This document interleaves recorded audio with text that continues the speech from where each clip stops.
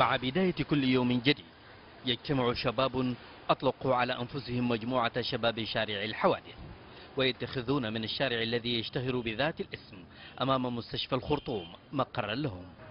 ينتظرون بلهفة الفقراء الذين يحملون أطفالهم للعلاج.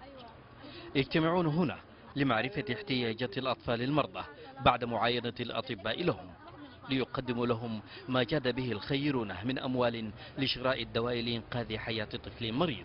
الليلة يا شباب عندنا بيشنات 4 بيشنات، محتاج واحد محتاج ل MRI برين، محتاج لبلوت او نيجاتيف. عندنا الثاني محتاج ل CT سكان، ومحتاج لموروبيوم وفانكومايسين.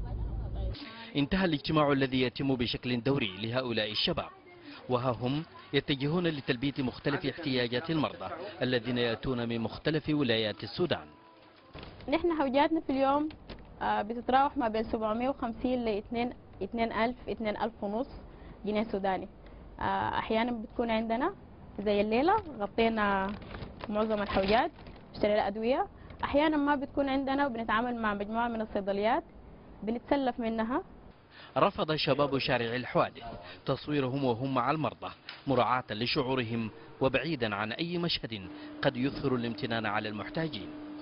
تخيل والد طفل هو محتاج للدرجة دي، لا لاقي يأكل ولده، لا لاقي هو يأكل، لا لاقي يعالج ولده، إحساس بالانكسار، إحساس بالإحباط تجاه المجتمع الما حاسس بالناس ديل.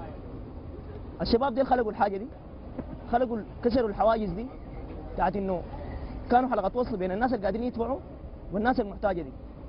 مبادرة شباب شارع الحوادث تجاوب معها الكثيرون عبر مواقع التواصل الاجتماعي، ونجحت المجموعة في توفير قيمة الدواء لنحو 3000 فقير.